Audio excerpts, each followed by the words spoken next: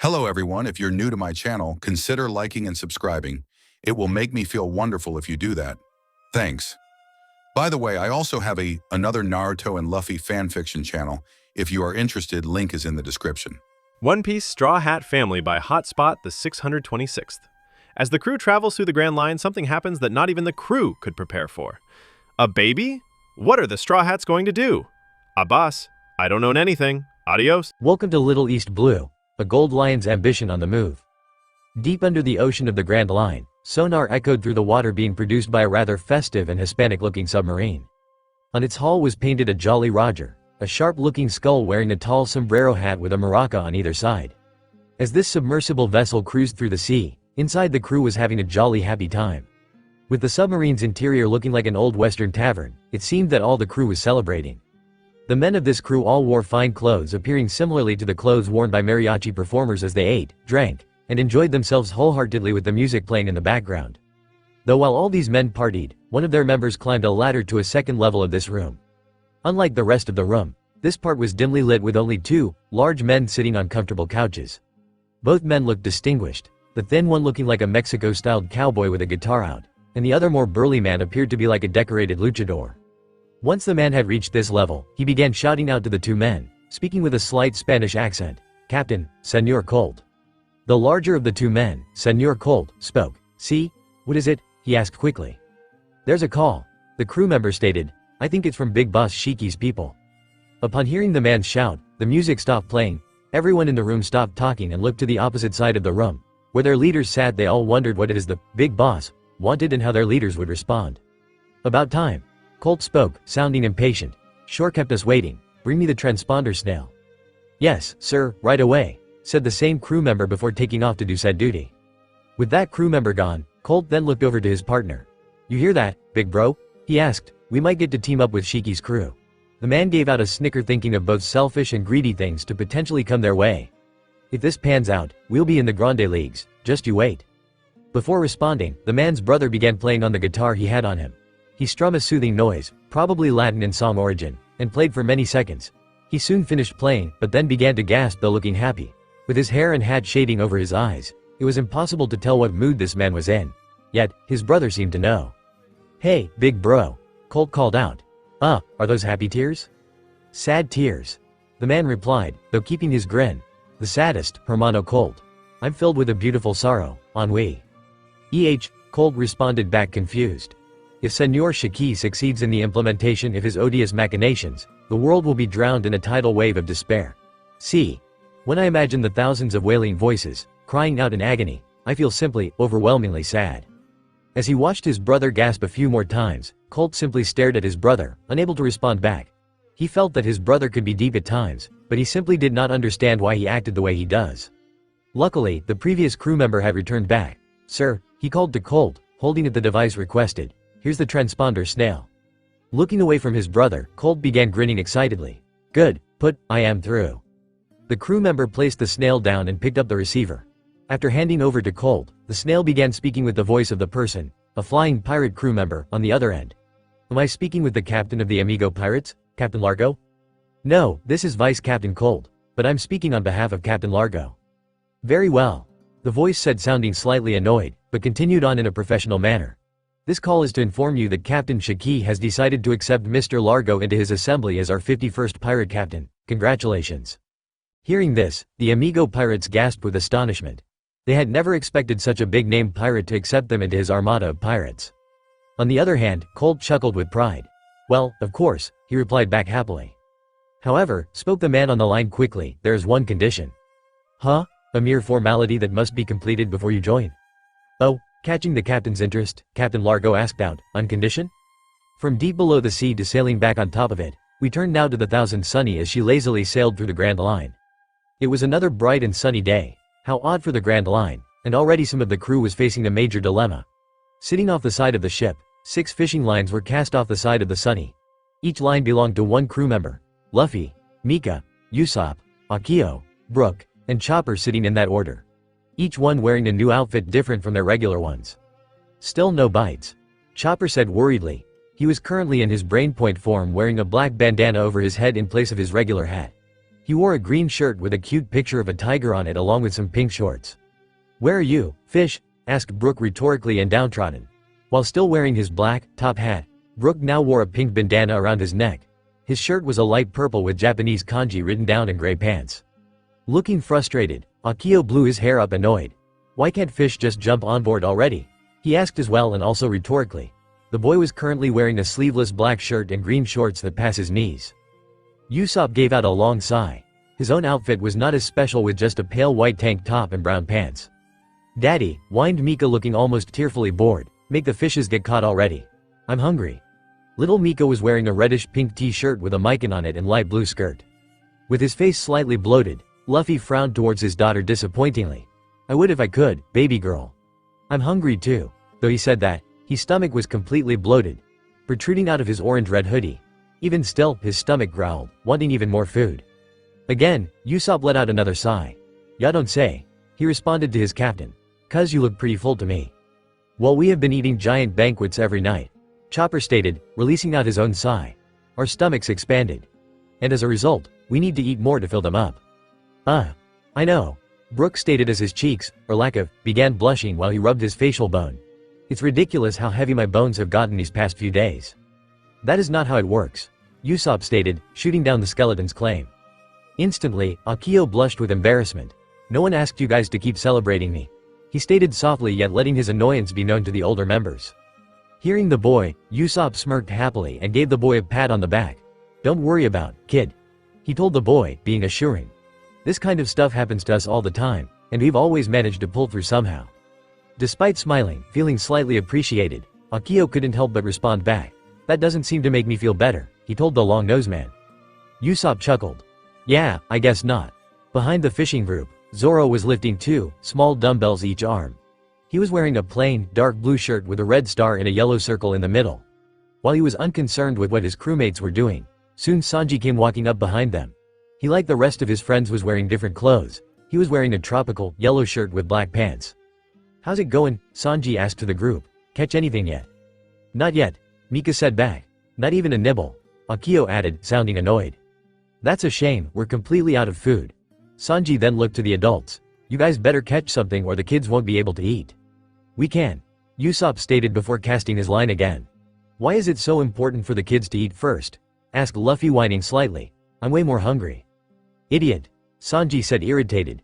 "Kids eat first. They need the proper nutrients to grow properly." Curious, Mika looked down to Chopper and asked, "What does that mean?" "What he means is that you and Akio may not grow to your full potential if you don't eat right," Chopper replied earnestly. "Oh," Mika said, apparently understanding. As they both heard Chopper, they both imagined what he said meant to them. In Akio's own imagination, his imaginary self was an adult but looking frail, thin, and weak. So much so even the wind was able to push him over. Immediately, Akio shook the imagination out of his head. "That probably won't happen," he said to himself and continued fishing. For Mika, she imagined herself looking exactly the same despite being aged to adulthood. In her imagination, a large, full-grown, adult thug was able to easily manhandle the girl while she helplessly screamed out for help, which none came. This immediately freaked her out. "Daddy," she shouted as she tossed her fishing pole and began tugging at her father's shirt. "I don't want to be short forever, feed me now." Mika," Luffy said, confused, unable to respond with anything, so he called out for a solution. "Nami." Not too far off, sitting in the shade of the large mast, Nami and Robin sat around a table reading magazines. Like the rest of the crew, they too had on different clothing. Robin was wearing a very short white shirt with a turquoise shirt with buttons adorned around her sleeves and collar. Nami was wearing a black spaghetti string shirt with jean pants. Hearing her husband's call, Nami did absolutely nothing besides turning the page in her magazine. "I told you not have so many parties," she told the man unsympathetically. "You better make sure neither kid grows up weak and helpless." "Nami," whined Luffy. While everyone was distracted, the line on Brook's pole began tugging. "Huh?" The skeleton man quickly noticed the movement and looked back at his line. As the line began moving around, Brook became excited, thus attracting everyone's attention. "Oh, a bite. A bite. A bite. I've got a bite." Immediately, Luffy and Usopp screamed out, "Ah, reel it in." "Yay, Uncle Brook." Mika cheered out as her worries vanished instantly. Excited, Akio tossed his pole back. "About time," he said as he quickly rushed over to Brook's side. Along with the boy, Luffy and Usopp quickly joined in to help Brook reel in the catch. Mika and Chopper remained on the side watching with anticipation. With all the commotion being made, Sanji quickly joined the group again, knowing this may be their last catch for a while. In the water, the group could make up the size of the fish. It looked to be as big a man. This made the men and boy even more determined to reel in this huge catch. Added with Mika's cheers of support, and the men wouldn't dare to lose this fish. Watching on, Nami couldn't help but comment on the commotion. "We might starve, but at least they're having fun," she stated, amused. In response, Robin simply chuckled, silently agreeing with her friend. Meanwhile, as most everyone's attention was on the fishers, Frankie was at the helm, currently wearing a red jacket. He whistled a jaunty tune, not minding the noise behind him. As he observed the sea and sky ahead, the cyborg soon noticed something. In the distance, heading towards the ship, was a something brown and flying. As it got closer, Frankie got a clearer look at what the object flying was, and what it was shocked him greatly, even making him gasp. Hearing the cyborg, Zoro stopped lifting his weights. He said, glancing up in the direction of the helm. "Pull," Mika shouted out, as it seemed that the catch was in the bag. Usopp, Brook, Akio, and Luffy all pulled together with all their might, most of them not wanting to disappoint the girl. "Here it comes," shouted the group together, full of determination. Splashing out of the ocean by the fishing line, the fish revealed itself to be a blue-finned elephant tuna, and a big one too. The fishing group watched it fly up into the air, completely excited that this would be their meal. Most of them didn't notice the commotion coming from the helm. "Ah!" Frankie began screaming, but not at the catch his crewmates caught. Flying right over him was a giant, flying beetle with 2 tusks. Zoro gasped in shock as the beetle flew over him. As the beetle flew, it also went over the women, shocking and surprising them as well. "What is that?" Nami shouted. Hearing everyone behind him, Sanji looked over and then up as he saw the beast. "Huh?" he said, caught completely off guard. Chopper also caught sight of the bug, having been watching the fish as he flew through the air. He too had been shocked to see such a creature. "That's not good." "Yay! We got the—" Mika was about to shout out with joy over the group's accomplishment when she too noticed the giant bug in the air. She, and the others, watched as their salvation literally disappeared as the giant bug took their catch and flew away. "Wah!" shouted Frankie, still shocked. "It's a huge beetle," Nami shouted, surprise. "Our fish," Akio said, disappointed, while lying on the ground. "Our banquet," shouted Brook in terror, also lying on the ground. On the other hand, both Luffy and Usopp were completely captivated and excited by the sudden appearance of a giant beetle. "Awesome," they both shouted, amazed. Even Akio had been amazed by the bug. "Whoa, revenge!" roared Mika furiously. She was even blowing steam from her nostrils, figuratively. As this all occurred, none of the crew realized that they were being watched. Hidden on a ledge on an island nearby, a lone girl wearing a tattered marine overcoat and hat spied on the Thousand Sunny through a telescope. "Huh?" the girl said, surprised as she saw the ship. Instantly though, she was already mad. "Don't tell me." On closer inspection, she saw that the ship was flying a black flag, which only seemed to enrage her further. "It's a pirate ship? Those evil bastards aren't landing here." As put the spyglass down, she glared at the ship. In her mind, she called out, "Boss, take him down." Flying upwards in the sky, having already devoured the fish, the bug moaned out as if responding with the girl's thoughts. Upon closer inspection, the beetle known as Boss also had the symbol of the Marines painted on the side of his head. Once high enough, the beetle quickly made an aerial U-turn and headed straight back down.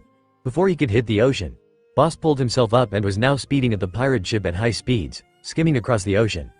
"It's coming back," shouted Nami, sighting the bug along with Robin and Sanji. As the beetle flew above them, Sanji couldn't help but comment on the creature. "That thing is freaking enormous," he shouted out, amazed. Seeing the beetle up close, Luffy began shivering and laughing with excitement. "I want to ride on it," he stated with glee. "What?" shouted Chopper in shock. "That's just nuts, Luffy." "Hey, Usopp," Luffy said, ignoring Chopper's statement, still excited. "Let's catch it." "Ready." Immediately, Usopp appeared behind Luffy, ready and excited. He was geared up with 2 shoulder bags, a hat and sunglasses, and his weapons of choice, his kabuto on his back and a net in his hands. "Hold on. Were you waiting for this?" shouted Chopper in shock, again. Mika soon joined next to Usopp, but still looking mad. "Yeah, let's catch it and then beat it up." "No way, little girl," Usopp said back quickly. "We gotta preserve it, we'll be the envy of bug collectors around the world." The giant beetle soon turned back around, getting ready to swoop at them again. This time though, one of the pirates was prepared. Frankie jumped onto the railing opposite of where the guys were fishing. As he connected the T-cog into his arms, the cyborg shouted out, "I'm not letting that bug destroy our ship." "Kuda," Frankie saying, sucked in and compressed into his arms. He then fired, vent, the compressed air bullet hit the beetle dead on, but it didn't stop it. He did however fly up, just missing the blue-haired man. Though covered with smoke, the giant beetle looked completely unharmed. Frankie's attack didn't even faze it, Sanji commented, irritated. "But I'm so super," Frankie said confused. Already running, Luffy told his crew, "I got this one, guys." He then shot his left arm up towards the crow's nest and shot up to the top of the mast. He then ran out a short distance and readied to fight. "Hey beetle, bring it on," Luffy shouted at the bug, excited and determined. Understanding the man, the beetle accepted his challenge. He soon turned around and sped towards the man. Of course, Luffy was anticipating the bug's attack. "Gum gum," Luffy shouted as he stretched both his arms backwards, preparing his attack. As the beetle approached the pirate captain, his whole body began glowing a fire-hot red. Then, all the glowing began concentrating into the middle of the beetle's horn, where there was a natural cleft. From it, fire shot forth towards Luffy. "Luffy, daddy," shouted both Nami and Mika in fear. Unable to move, Luffy withstood the flame burst. He grunted out, bearing the searing pain of the fire, as he finally launched his attack. "Bazooka!" he shouted and launched his arms and hands forward through the flames at the beast. The big bug hadn't expected the attack. He was completely knocked back, ceasing his flamethrower-like attack, and rolled back in the air. Before getting too far, he used his wings to stop his spinning. Now furious, the beetle released another roar towards the man. Back at the ledge, the young girl in the marine outfit had witnessed this and was astonished. "He knocked Boss away," she said worriedly. "That's crazy." Boss seemed to be getting exhausted from this fight, but having been surprisingly beaten back, he would not allow to be defeated. He began glowing again, mostly with heat though definitely with rage as well, and charged back at Luffy. From down on the deck, the group was observing the fight. "Not only is it gigantic, but it breathes fire," Zoro stated, irritated. "Shoot," Frankie said, minding his language for the kids. "That thing's gonna roast our ship to crisp." "Luffy," shouted Chopper, currently in heavy point form, "are you okay up there? It's super big, super strong, and it breathes fire," Luffy said back to group. Though his tone sounded somewhat worried, this was far from the truth as the young man's eyes sparkled with excitement. "It's the coolest thing ever." Chopper said confused, unsure how to answer back. Though having been worried, Nami quickly recovered. Her expression showed some relief, but she was definitely annoyed with her husband's recklessness. "Of course he's okay," she said. Like her mother, Mika has also stopped worrying. Now though, unlike her mother, she was now even more amazed with her father having withstood a fire blast and knocked back the giant beetle. "Daddy's so cool," she stated amazed. "I got a plan," Luffy said, yelling back down to his crew. "I'm gonna make him join our crew." Instantly, most everyone freaked. "Wait, what?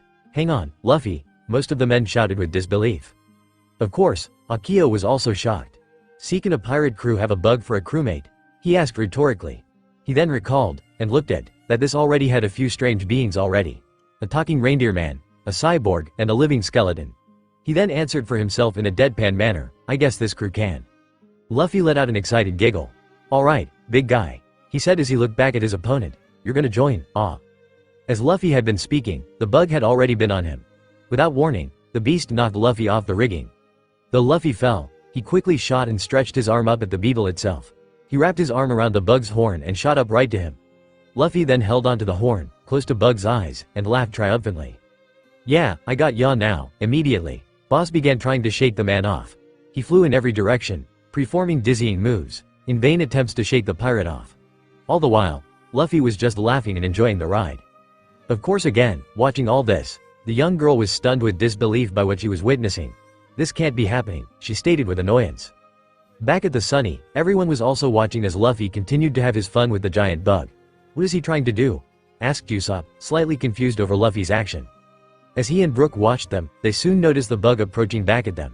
"They're coming back this way," Brook commented calmly. "Yeah, they do seem to be getting bigger," Usopp responded back calmly, almost absent-minded of the fact as to why they were until the two were almost upon. "Wait, he's aiming at us again."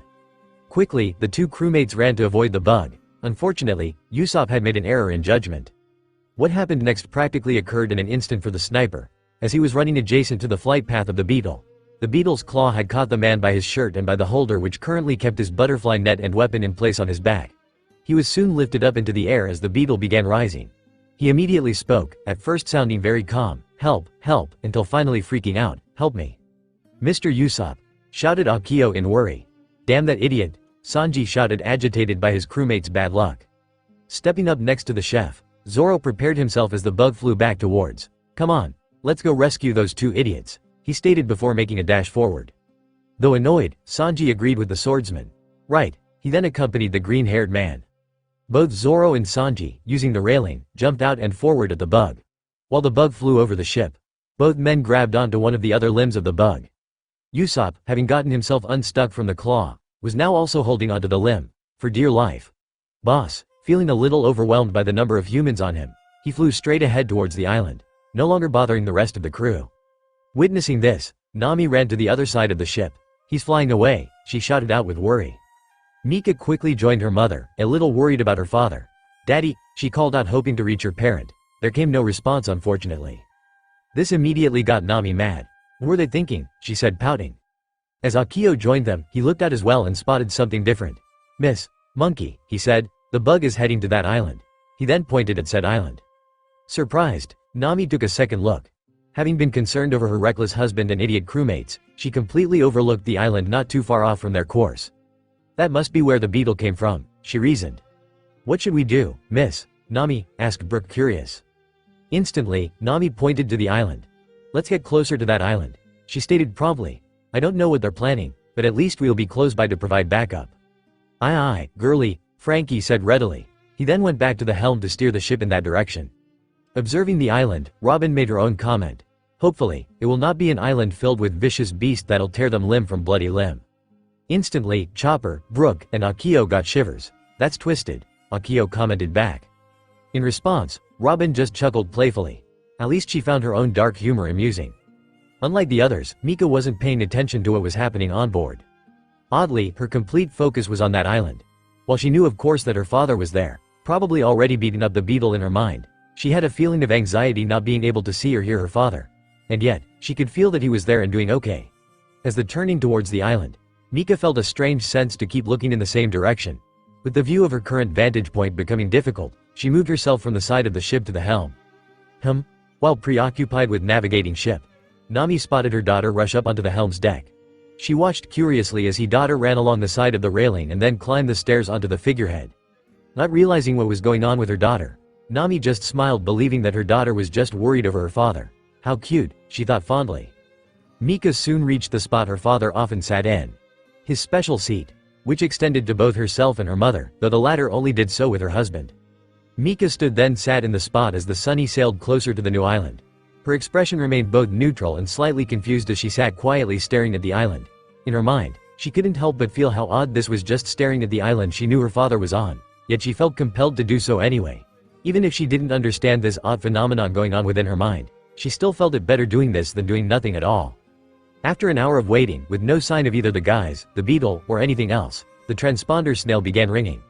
The remaining Straw Hats had been waiting patiently for some kind of sound or signal from the guys. Something obvious like an explosion. They were starting to get worried. Everyone was surprised when the snail began making noise. Immediately, those closest went to answer the call. The only one who didn't move was Mika, who was now looking at the cliff of the island. That must be them, Nami said as she approached the snail. She picked up the dial and instantly there came out Luffy's loud voice through the snail. Hey, Nami? Is Nami there? Yes, Luffy, it's me. What's wrong? Did you catch it already? Nami asked, upbeat and curious. Suddenly, in the background of the phone came several amazed gasps that Nami found curious. It was soon followed by Luffy shouting, "Shush, stay quiet, quickly." The extra voices went quiet with hushes and shushes. He then went back to speaking to his wife respectfully. Don't worry about the big bug. You guys gotta take the Sunny around the island. Huh? Nami said confused. Trust me, you gotta see what they got here, Nami. Oh, and keep it a surprise for Mika. Why? She, trust me, it'll be great? Oh, okay. Nami said surprised. After Luffy hanged up, Nami looked at the rest of the crew, Akio included, but Mika not, as she was not with them at the moment, looking confused. What was that about? She asked to the crew. It sounded like he mostly wanted to show you and Mika something, Robin said curiously.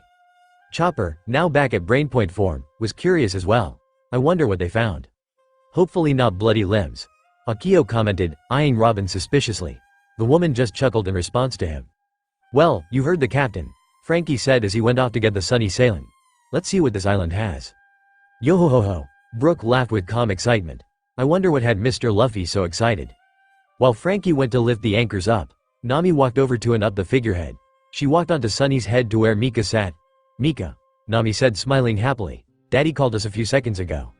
Quickly, Mika looked at her mother with big, round eyes full of excitement. He's okay? She asked joyful. Nami nodded and then continued. He also said there's a surprise waiting for us on the other side. Really? Mika said, now standing up with excitement. The 1,000 Sunny soon began sailing again. As the island was surrounded by many rock outcrops and coral reefs, Nami carefully navigated the ship around the island. Mika remained on the Sunny's head, waiting with anticipation of what her father had in store for her. In no time at all, the rocks disappeared and a clear, unobstructed cove could be seen. The ship sailed into the cove and immediately the whole crew could see an entire town on the ledges of this island. Even more curious, almost downright strange, there was a crowd of village people cheering and waving at them. Among them was Luffy and the others. Luffy and Usopp were cheering with the rest of the crowd beckoning for Nami and Mika to specifically come ashore. Once the Sunny was anchored, the rest of the crew went ashore in the Mini Married 2 and White Rocking Horse 1. Once they landed on the beach, the group, specifically 2 of them, was greeted by the whole village. "Welcome to Little East Blue." "Little East Blue?" Robin repeated, finding some interest in the term. The Sunny group was caught by surprise by the cheer of the crowd. On the other hand, Mika was totally caught up in the excitement. "Cool," she shouted, amazed. "Welcome, Straw Hat Pirates." Then, a group of youths, 2 guys and 2 girls, began shouting. "N," shouted Roniku, a young man with brown and blonde hair. "A," announced Fang, a young woman with wild, long white hair. "M," cheered Br Rose, another young man with bright, blood-red hair. "I," exclaimed Yuki Rin, another young woman with long black hair.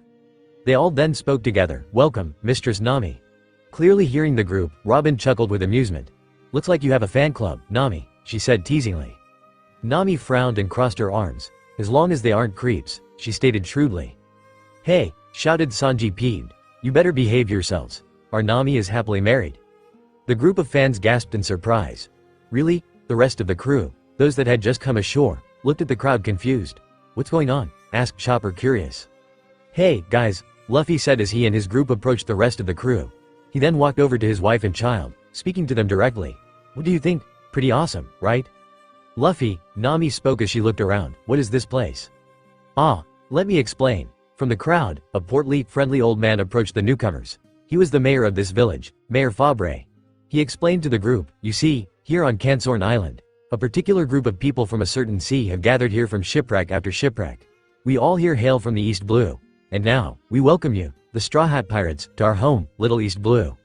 "East Blue, Frankie commented with intrigue. "Isn't that where guys," referring to Luffy's group and Nami included, "came from?" "Yeah," Nami said, still surprised by everything. "I didn't know there was a place called East Blue," Akio stated curiously. Immediately, Brook crouched down to speak to the boy.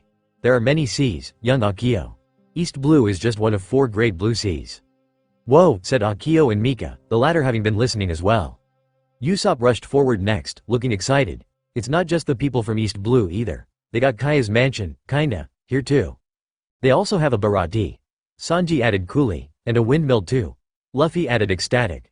He also spoke for Zoro. "And they got a dojo from Zoro's home too."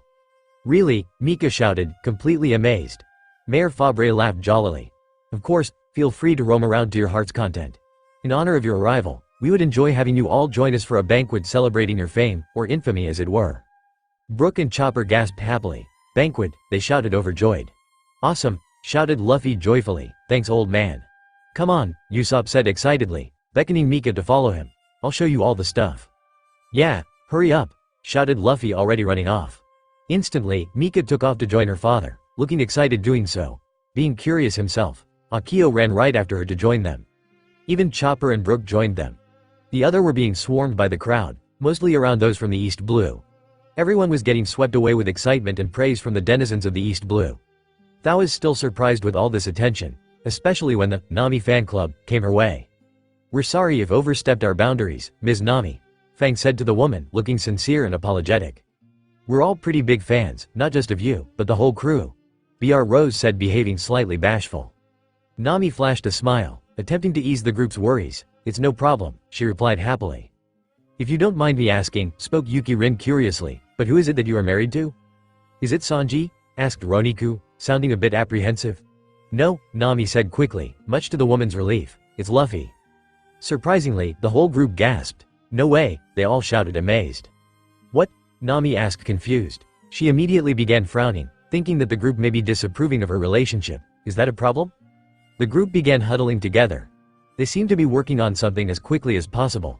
Then, they all turned around wearing pink headband with the names, Luffy, then a red heart, and Nami, written on them. 2 of them even, the guys, even held up a banner with the words, Luna Forever Club, written on it. They all then replied grinning happily, "No, we love it. We've been hoping for that since we first saw your bounty," Roniku added unashamed. "You all are creeps," shouted Nami in anger and disbelief. Nami. From over the crowd, Luffy shouted to reach his wife. Once he saw that he had her attention, he began shouting again. "They have a mic plantation here too. We should check it out later." Forgetting her justified rage against the group of weirdos, not sorry, Nami was completely surprised by Luffy's announcement. This island seemed to have everything from their homes in the East Blue. She couldn't help but feel like this was an amazing coincidence. So, she smiled and nodded. "Sure," she replied back happily. "Ah," the group of Luna romantics said in unison, "that's sweet." Nami quickly then reprimanded the group. "If I see any of you following us, I'll fine you each 1 million Baileys with 300% interest by the day," she said sternly. Her threat worked. Most of the group immediately began shaking a little in fear, though not Roniku. He looked to actually be willing to try. "Challenge accepted," he replied back, wearing a bold grin. Immediately, the rest of the members of this group gave the man a knock to his head. "Don't even," they all said, scolding the man. Though she had her doubts, after seeing what the group did, Nami was beginning to approve of the group somewhat. As long as they kept in line for the rest of their stay. Not too far off from the villagers, the little girl from earlier wearing the tattered marine clothes was watching everything with disdain while hiding behind some bushes. She was Yoko, the self-proclaimed protector of the island, along with her companion, the giant beetle named Boss. While hardly of age yet to be an actual marine, she sought to protect the justice and peace as inspired by someone some time ago and thus wore his uniform in his honor. She would fight any pirate that threatened her home, including the Straw Hat Pirates. She had been completely baffled and shocked that the whole village accepted this group ne'er-do-wells so easily just because some of their crew members came from the same sea as them. But she wouldn't be fooled through, she would defend her home. "Dirty, no good pirates," Yoko grumbled madly and full of distrust. "You may have all the villagers fooled, but I won't." The young girl stopped herself as she caught sight of some of the pirates leaving the crowd. It was the two that had come along with Boss when he had crashed earlier. Straw Hat, Luffy and some long-nosed guy. While immediately suspicious, it was who was following behind them that caught her attention and concerned greatly.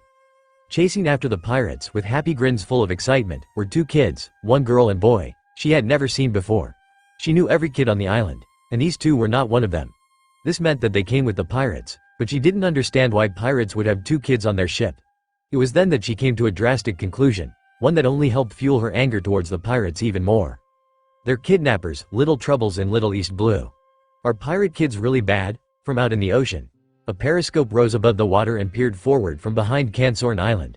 The scope was connected to the submarine ship of the Amigo pirates. In the ship, Colt caught sight of the island. "Is that it?" he asked out loud. Nearby, an Amigo pirate reported to the vice captain. "Yes. It's rock-bound and there are reefs all around it, so regular ships can't approach the island." "Well," Colt said as he raised the periscope and smirked confidently, "reefs aren't a problem for this ship." The luchador-dressed man soon stood up and approached the edge of the stand. He then shouted out to his crew, "All right. Let's go bug hunting. We're gonna get the big beetle that escaped from Boss Shiki's hideout. Let's go, guys." "Yeah," cheered the entire Amigo crew. They all were ready to accomplish their goal of their captain and vice captain, to eventually join with the legendary pirate in his dastardly plan. With haste, the submarine cruised through the water towards the island. The dangers that would prevent a normal ship from sailing too close mattered not to the underwater vessel. It would be only a matter of time before they would land and then cause all manner of chaos for this island. Meanwhile on the island, everyone was far too overjoyed to be concerned about any potential threats. A celebration was being held for the star rookies of the East Blue along with their crewmates. Throughout the island, the citizens of this little hovel, Little East Blue, were either preparing for the banquet or following their favorite rookies around the island. At the moment, most of them were traveling around the village showing off various unique structures related to their homes to Mika and Akio. First up, of course, was Luffy. "You see this, Mika?" Luffy shouted excitedly, currently riding on top of one of the blades of the only windmill in town. He held on while sitting perfectly still waiting for his blade to come back around. On the ground, Mika watched on amazed as her father came back around. Akio was more or less amused with the sight as a windmill didn't seem all that impressive. Just as Luffy came back around, he shouted out, "There are a lot of these at my home." After a few seconds, he was back to add on to his statement. "But none of them are this big." He then left again. Before he could get out of hearing distance, Mika quickly responded back with excitement. "Can I ride too?" she asked loudly. "No way," Nami said quickly, walking up along with Mayor Fabre. She placed her hands on her hips, signifying her grounded stance against her daughter's idea. "You're not made of rubber, you'll get seriously hurt if you fall off." "Ah, Mama," Mika said feeling embarrassed. Coming back around, Luffy released a chuckle loud enough for his daughter to hear. "She's right," he said, smiling in agreement before going back up. "Daddy," Mika whined disappointingly. "Ho ho ho." The mayor laughed with amusement and joy. He then said, "I used to live in Windmill Village years ago. I thought this would be a wonderful symbol for our village." "Well, my husband and daughter seem to like it," Nami stated with a smile. "Maybe it's in their DNA or something." Fore laughed out again. "Remarkable," he said before looked down at the young girl. "To think you two would have a child out here in the Grand Line. She is very healthy and active." "Thanks," Nami said proudly. Becoming bored with the windmill, Akio began looking around. "Is there anything else?" he asked out loud. "You could visit the dojo," the mayor stated, pointing off to the side of the windmill. Overhearing, Mika looked back with interest. "Dojo?" she asked, curious. "It's similar to the one that Mr. Roronoa Zoro once trained in, I hear. It's just over that way," Fore said as he pointed off to the left side of the windmill. "Cool," said both children, amazed. They both then took off in a hurry. "Wait," Nami said hurriedly, attempting to stop the kids. "Don't go." "Don't worry so much, Nami," Usopp said, trying to calm the young mother. "This island is completely harmless, and all these guys love us, they'll be fine." Nami frowned, but listened to her friend's suggestion. This island definitely seemed harmless, ignoring that there was a giant beetle on the island, and the villagers were all friendly. She had also been assured that the giant beetle named Boss was currently recuperating after his fight with her husband and he wouldn't attack them anyway. It was probably just her motherly instincts overreacting. "Nami," the young woman looked back at the windmill to her husband. She watched as he jumped down from the blade and landed in front of her. The young man grinned happily as he asked his wife, "Want to go to the Mikan Grove now?" With her worries gone, Nami smiled back and nodded. "Yeah, sure," she said happily. "Hurry up, Akio," Mika shouted out to her friend as they both made their way through the small forest on the island. It wasn't that much farther as they both could see the small, dojo-styled building through the trees even outside the forest.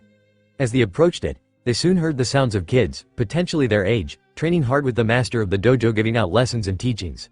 Since Zoro had disappeared some time ago as well, they also suspected that the green-haired swordsman was there as well.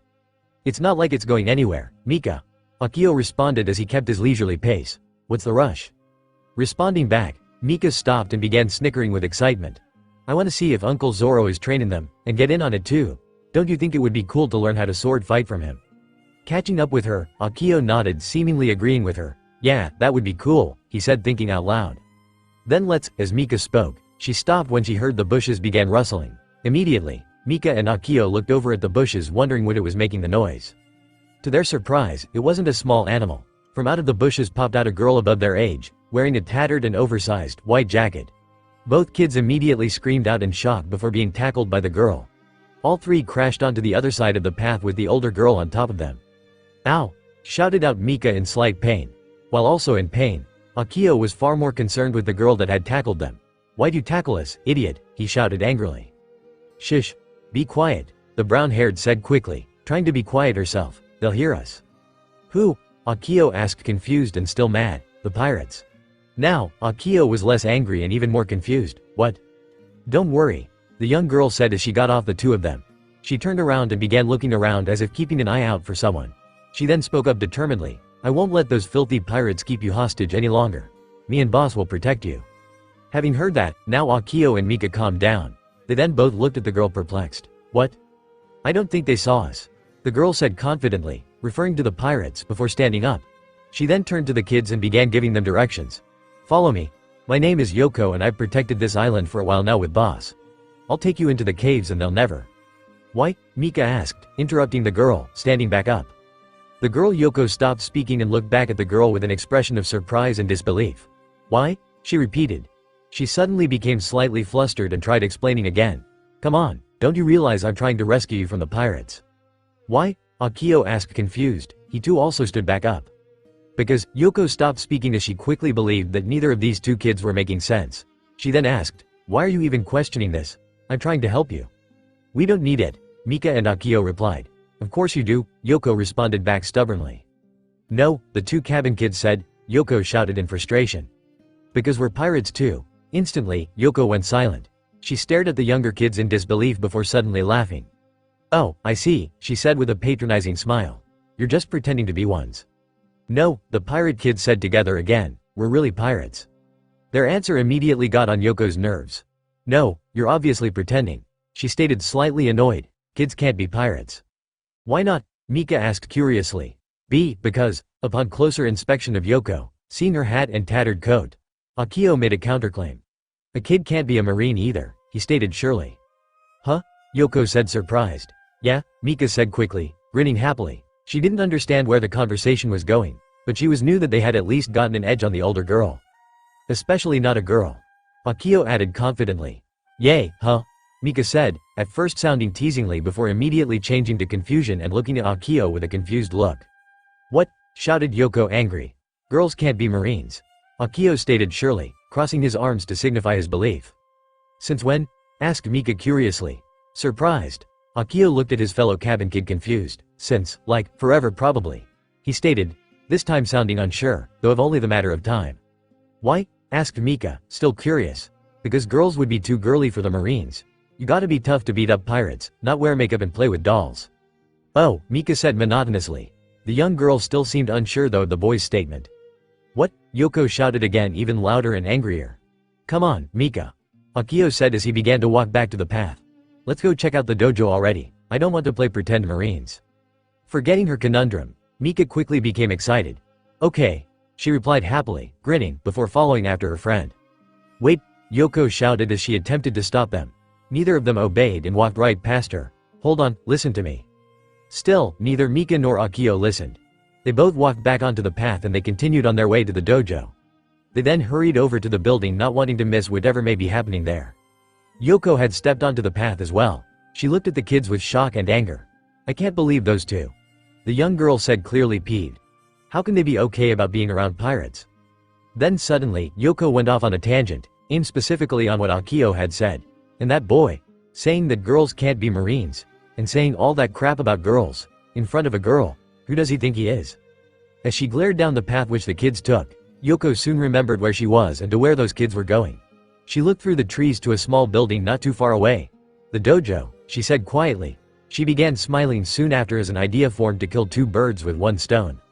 When Mika and Akio had arrived at the dojo, they found that Zoro was indeed there as well, along with two other men from the village.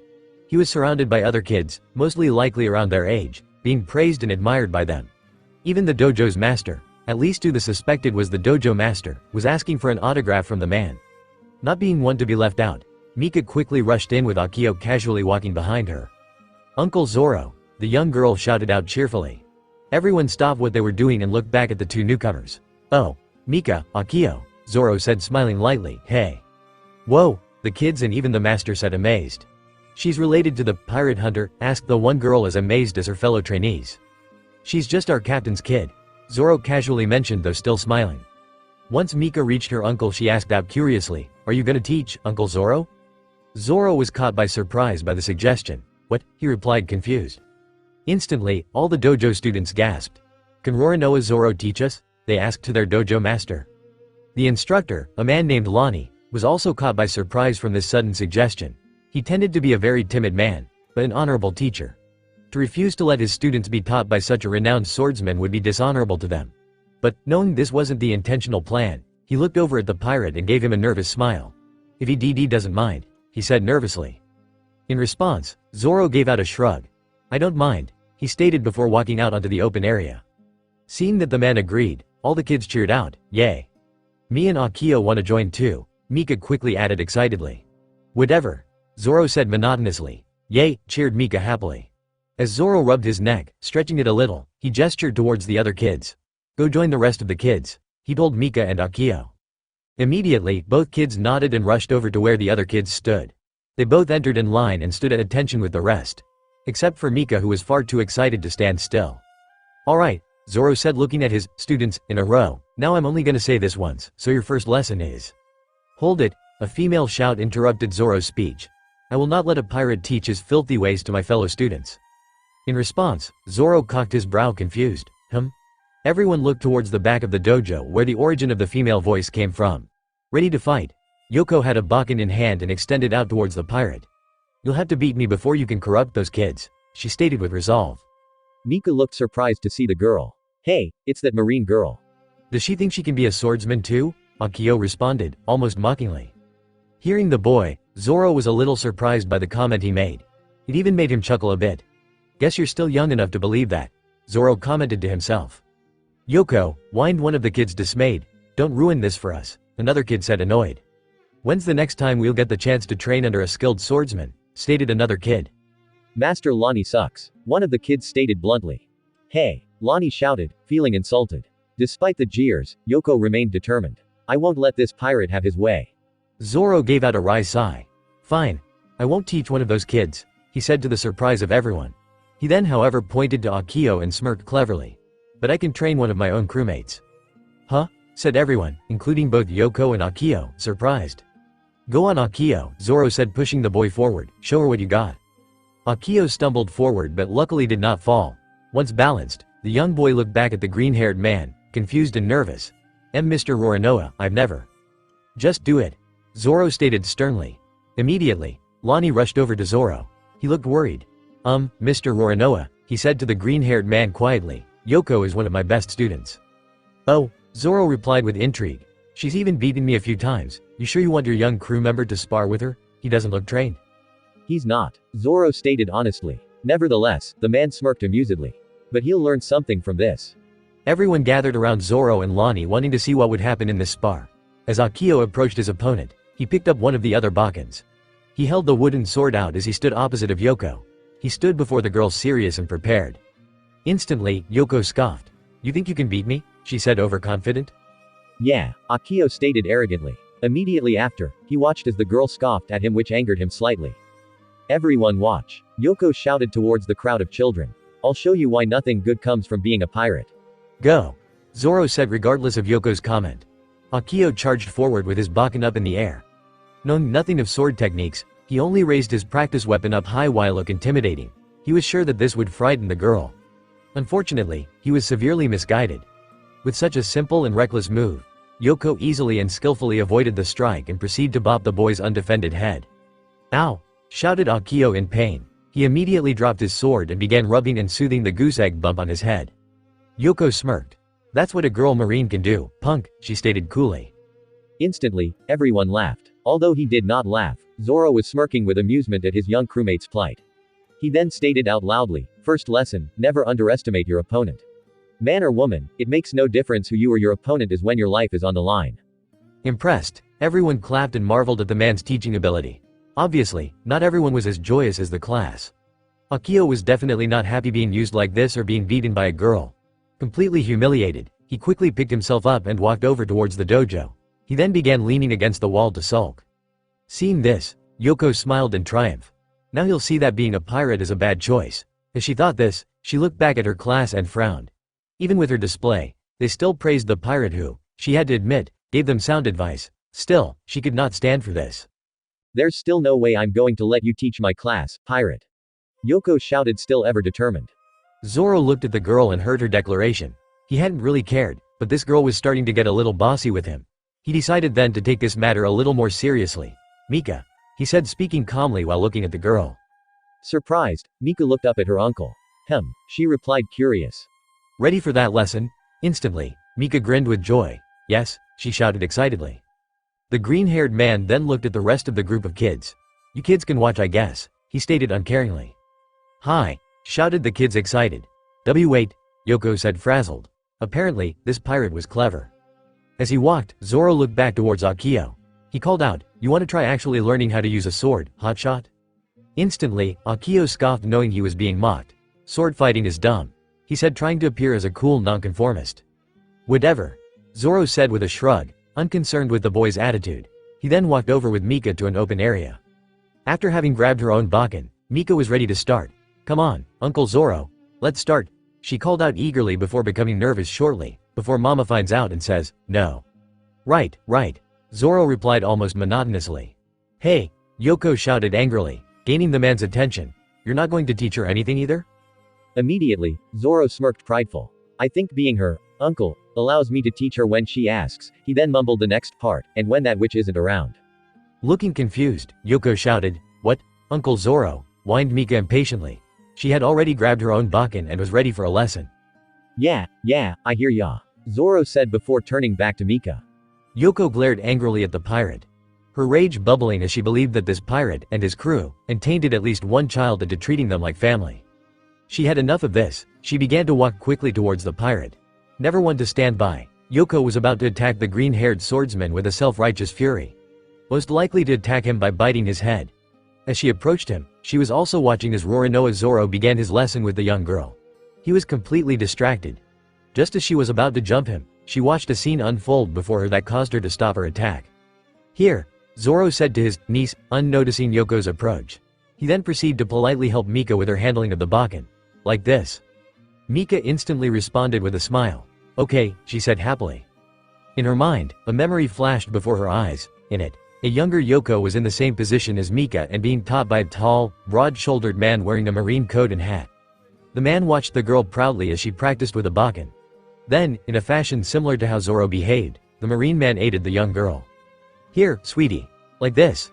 "Okay, daddy," young Yoko replied happily. Recalling this memory, one that was quite precious to her, Yoko instantly lost all her rage and intentions towards the pirate. Now, she was simply confused, unsure of her intentions, and even a little sad. Suddenly, she dropped her bakken, unable to continue. She then walked away from the scene, heading to the forest. While no one else noticed, nearly all were paying attention to Zoro's lesson. At least one person had caught sight of the girl's departure. Despite his current bout of indifference, Akio had glanced over just to see how things were going and saw what the girl was doing. He was about to attempt to stop her when she had stopped all on her own. While initially surprised by this, he kept watch on the girl in case she tried again.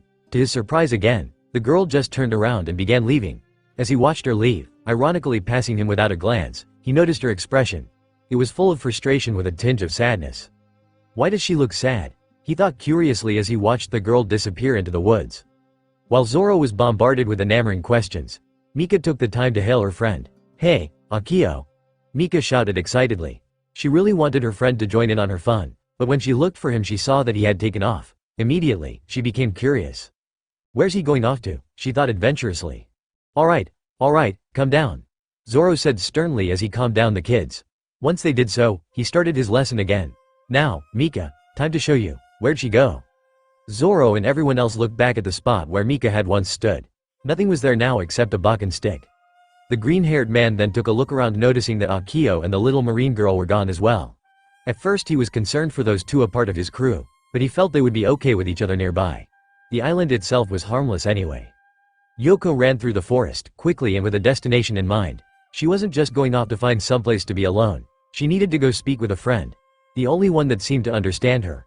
As she recognized where she was, she began slowing down to a walk. Once rounding a tree, her expression went from frustration to relief and mild happiness as she saw her friend. "Boss," she called out softly.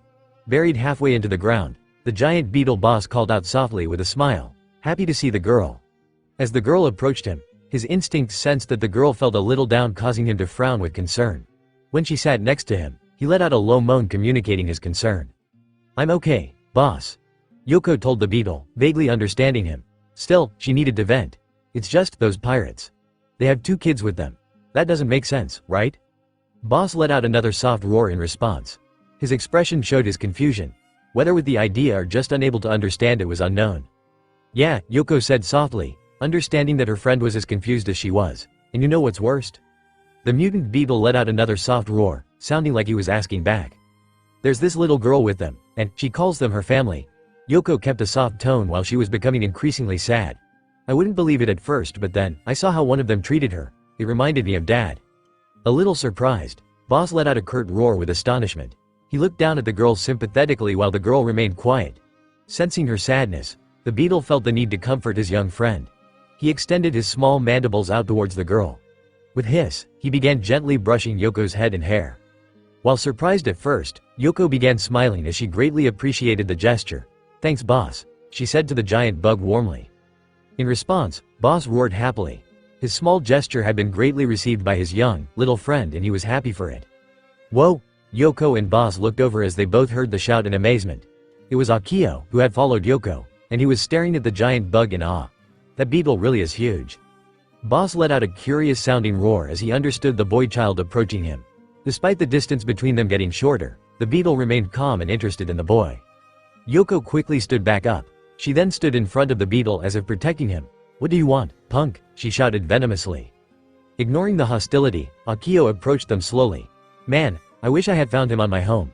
I'd be the most popular kid," he stated with a cheerful grin. "I'm warning you," Yoko said, becoming angrier. If you don't stop, I gonna have to. Why are you acting so serious? Akio asked with concern and annoyed before he finally stopped walking. Only a few feet of grass separated the two kids. He then continued speaking. Why does it matter what we do or become to you? Why does it matter? Yoko shouted with anger as well as disbelief of the boy's question. It matters because kids shouldn't be hanging with scum like pirates. You should living like an ordinary civilian. Or better yet, inspired to be a marine like me, who protect people and defend justice. So, Akio responded, angrily indifferent to the girl's statement. Marines didn't come to help me and my mom when she was sick. A marine didn't come help me when I was alone with nowhere to go. I don't care if the marines are all about protecting people and defending justice. My crew helped me when I had no one else to turn to. Before I was even a part of them. They are the most unusual pirates I've ever known, and only known, but I'm proud to be a member of their crew. Yoko remained absolutely silent after the boy had finished his speech. She wanted to retort what he had said, but found that she could not. She was utterly surprised to hear that these pirates had done much for this little boy, and she could dissuade any of it since it was coming from the boy himself. What child would like about having their parent aided in sickness or support to someone who needed it? She had been beaten, though. With all this new information she received, she doubted she ever had a chance. Look, Akio suddenly said, after calming down. It's not like I don't think the Marines are bad or anything like that. I know they do a lot of good stuff too, but these guys, they really helped me. They really are a weird band of pirates, but I'm having a lot of fun with them. And I'm pretty happy too.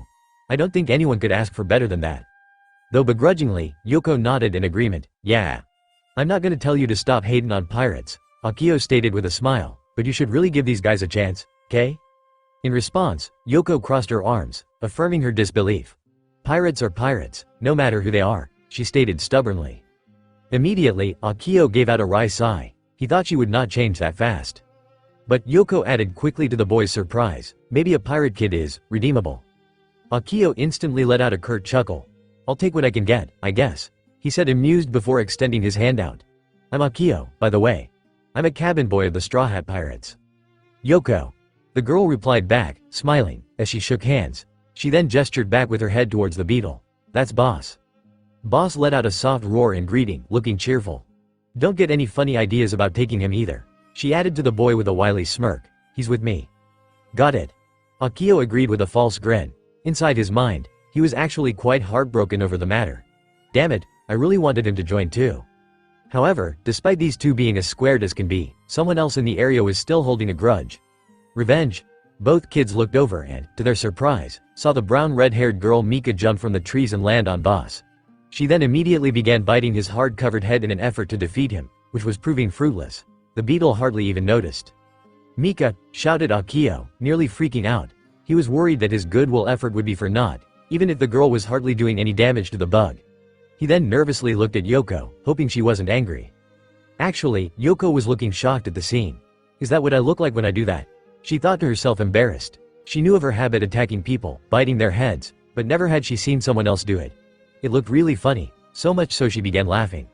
Surprised by her laughing, Akio began to chuckle, albeit nervously. He was still worried that something wrong would happen at any moment. Unfortunately, that was not the case. With the periscope popping out of the water again, the Amigo pirates now had full sight of the village on Kansorn Island. Not only the village, but they could also see something else docked in the harbor, the Thousand Sunny. Senor Colt, sir.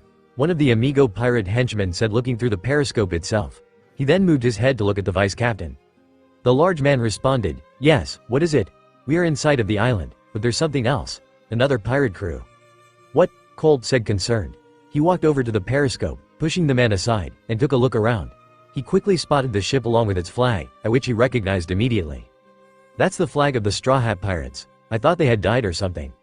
What should we do, senor? Asked the same man, worried. Their captain has a 300 million belly bounty. Should we wake the captain? Raising the periscope, Colt thought for a moment. No, he said assuredly.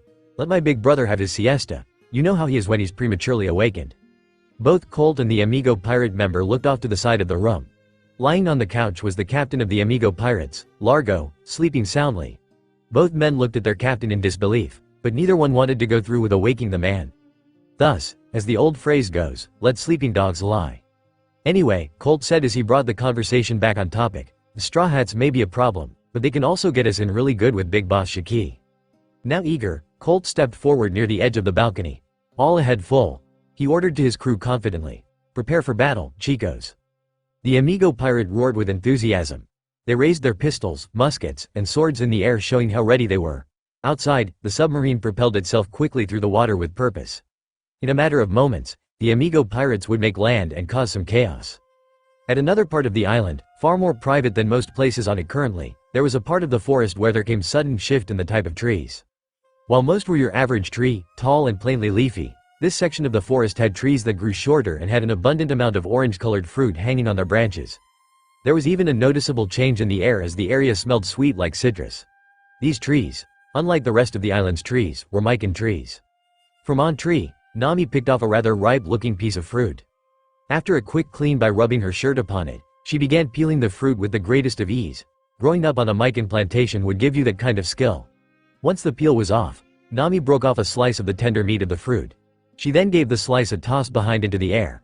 Immediately, Luffy shot up and caught the snack in his mouth. Of course, Nami knew this would happen and was smish, then picked out her own slice and ate it. Luffy said, smiling in delight. That was good, almost as good as one of your mikans, Nami. After a moment tasting, Nami swallowed the fruit and juices. Nami said quizzically. Actually, it's pretty similar to the ones produced by my trees. Like they came from. Ah, there you are. The two pirates looked back as they heard Mayor Fore speak. The old man, smiling happily, approached the couple with the purpose of giving some news. The banquet is ready for you all, and if I do say, we pulled out all our best dishes. Just hearing the word banquet, Luffy was instantly excited. Awesome, thanks, he shouted with glee.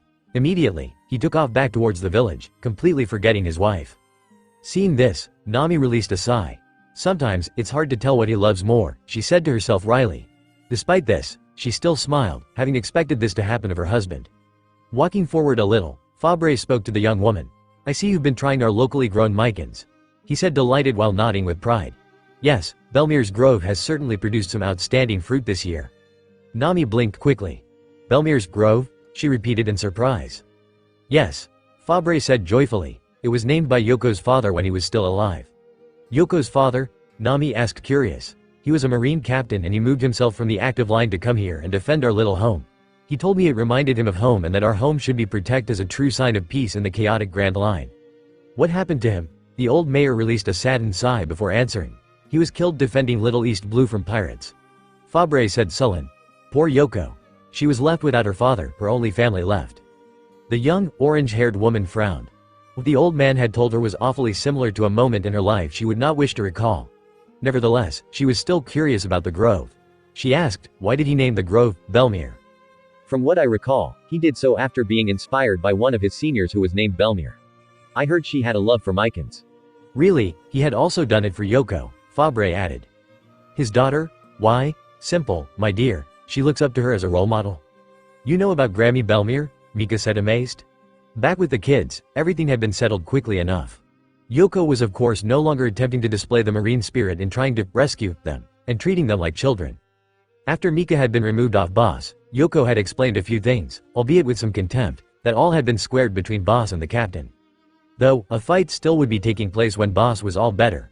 With that said, Mika easily forgave the bug on the spot, much to everyone's disbelief. Now, the kids were just talking and sitting around the giant beetle. He himself resting peacefully, figuring that nothing would happen. At the moment, Yoko had been explaining why she wanted to be a marine and that she was inspired by both her father and the many marine women he knew about, including his senior Belmir.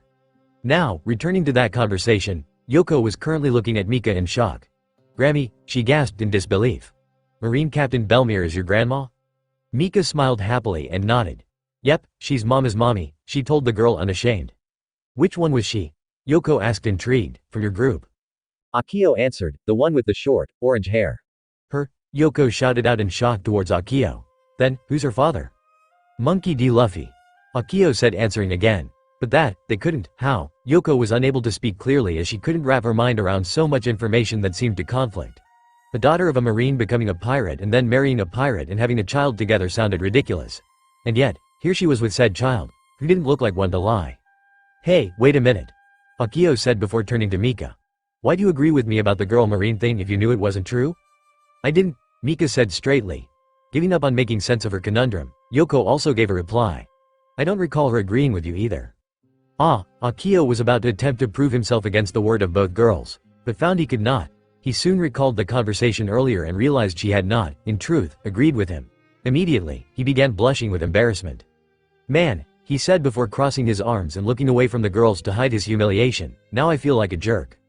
Promptly, the girls responded in inadvertent unison, you are a jerk. As they both realized they said the same sentence, they both began sharing a good laugh at Akio's expense. Of course, Akio wasn't in favor of being the butt of a joke. He huffed madly, girls, before shaking his head in befuddlement.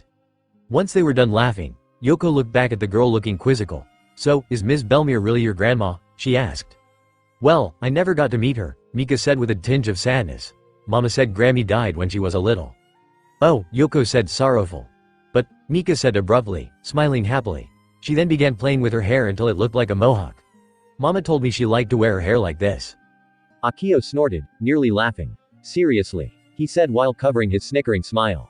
He soon stopped as he saw Mika's disapproving glare pointed right at him. Immediately, he reined in his facetious attitude. Yoko chuckled humorously before speaking to Mika again, nodding. That's right. My dad told me about her weird hairstyle too. Letting her hair down, Mika looked appalled by what the girl had said. Weird, she said before speaking again confidently. It's a super cool, woman have guts hairstyle. Both Yoko and Akio looked at the girl perplexed before they both began laughing. This time, Mika began blushing a little embarrassed. Well, she said meekly, that's what Grammy used to say to Mama. That's what my dad told me too, Yoko said before going back to laughing. As he began to stop his laughter, Akio asked a quick question. So, where's your dad, anyway? Out on the seas fighting pirates, right? Instantly, Yoko stopped laughing. Her mood immediately turning sad, even lowering her head crestfallen. He died, she said outright in a low, mournful tone. He died protecting me in this island. Oh, Akio said immediately regretting his question. He felt like immediately apologizing.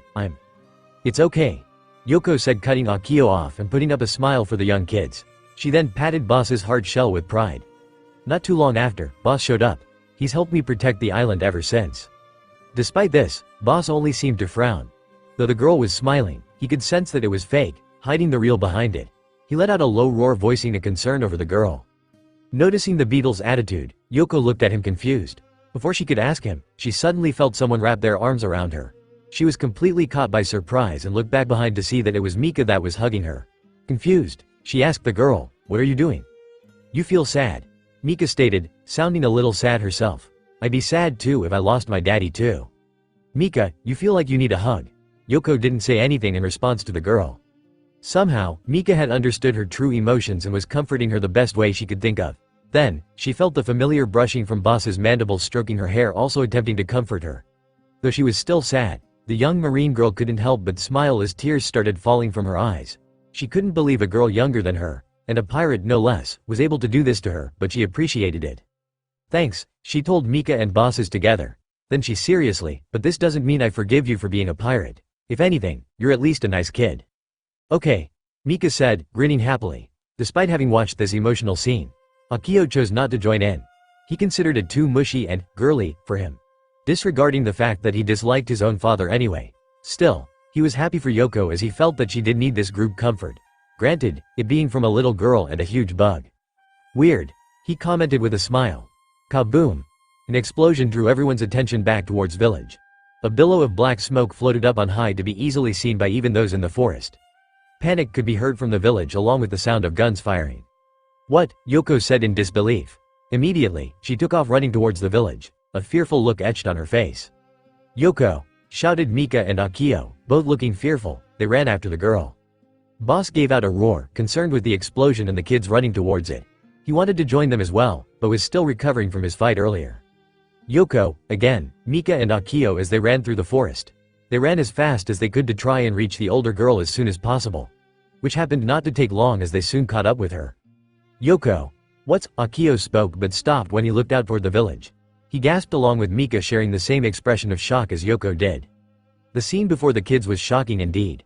The smoke they had seen earlier was coming from the destruction of several tables and chairs having been placed for the banquet. Not only those, but many buildings too had been at least partially destroyed. The villagers, as well as a few straw hats, were crowding towards the back of the village with the giant windmill behind them. In front, the straw hats pirates Zoro, Sanji, Frankie, and Brooke were standing among the defeated bodies of many men wearing weird tuxedos. Even more astonishing was the two men that stood before the rest of the group of tuxedo men. They both looked confident as they stood next to a large tree with Luffy trapped in an iron spike net hanging from a branch. He was completely helpless at the moment. Daddy, Mika cried out in worry. All right, everyone, Colt spoke towards the crowd with his guns raised. I'm only gonna ask one more time. Hand over the grande beetle or have your whole stinkin' island burned to the ground. Instantly, Yoko gasped. Things had just gone from bad to worst. Ow, stupid net. Luffy shouted out in pain as he struggled in his net. If it were rope, the young man would be able to easily break out. However, this net was made of iron. Not just iron, but spiked iron, making it entirely painful for him attempting to break free. Not far from where he hung, some of his crew had already defeated a number of Amigo crew members. Zoro and Brook both had their swords out. In Zoro's case, just 2 of his swords were out. Frankie had removed the skin-like cover off his right fist, revealing its true metal nature and durability. Though he did not have something flashy to showcase, Sanji stood among the rest of the fighters calmly and coolly, even lighting a cigarette in confidence. Together, these men completely overwhelmed the regular Amigo pirates crew members that had been sent out, and that was roughly half their crew. Now, the Amigo pirates had only half their crew strength, but both of their leaders were up and ready to fight. The Straw Hats would have to be cautious in this battle from now on though, especially after seeing the ability the captain of the Amigo pirates had. I ate the net fruit, announced suavely Captain Largo as he demonstrated with his hands a gooey substance that formed his nets. I can create almost any kind of net I need, and by eating certain materials I can make them stronger as well.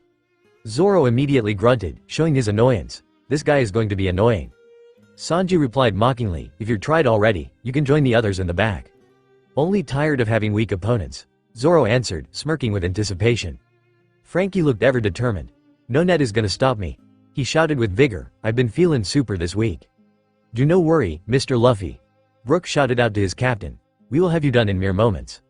Immediately, Colt, the vice captain of the Amigo pirates, stepped forward with his guns pointing out. Don't try to take another step, he shouted. We may want the grande beetle, but we're not afraid to, how you say, break a few eggs beforehand. Further behind the group of men, the entire village and nearly the rest of the Straw Hats watched on. Though they had been winning earlier, with the appearance of the enemy's captain's devil fruit powers the battle had shifted. The little East Blue villagers were becoming fearful and scared, while the Straw Hats were now worried for their crewmates. Luffy, shouted Usopp and Chopper, the most worried of the bunch. Usopp was currently carrying an old lady on his back, one who grew up in his home village. Robin, the calmest of the group, simply stared at the pirates, analyzing them. What they had said earlier had piqued her curiosity and concern. Why would they want the giant beetle? She questioned. Hurry up, guys, Nami shouted, safely far behind the battle. Kick their asses already. Eve further back from everyone else, the 3 kids Yoko, Akio, and Miko were watching with bated breath the scene before them. Having heard the explosion caused by these new pirates, they had quickly arrived on the scene, unnoticed by anyone, to find that these pirates wanted Boss, the giant beetle. Even more troubling, more so for Mika than Akio though still worried too, was that Luffy was already incapacitated. Daddy, Mika shouted hysterical and about to run out. Luckily, Akio quickly caught her. Don't go out there, he told the girl protectively. You can't do anything for Captain Luffy now.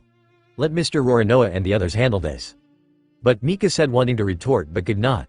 The expression Akio was directing at her, one of fear and worry, showed that she would most likely be in danger going out there. She then stopped attempting to run out. Look, see, Akio said, grinning confidently as he pointed to their crewmates about to fight. They're already on this. Those guys won't know what hit them. Unfortunately, the comment was truer for the Straw Hats than the Amigo pirates. Zoro and Brook were to attack, believing they would have the upper hand against the net man with their sword skills. This proved to be true for a moment, but Largo soon turned the tables on them with his mucho sticky net. Though they were able to slice through some of the substance, it soon began sticking to their swords and eventually their whole body. In no time, they were entangled in a sticky net and unable to break it. This came as a shock to both Akio and Mika. Well, the boy said nervously despite trying to keep up the bravado, at least Mr. Sanji and Mr. Frankie can. Before he could finish, Sanji and Frankie had already jumped in to attempt to finish the fight. They proved to be in hot water, themselves as Largo, after downing actual boiling water and comically reacting to it typically, fired a million boiling net at the two. Both easily enough dispelled the water by various means. Sanji with his kicks and Frankie with his weapons left, but it proved to have weakened them a little.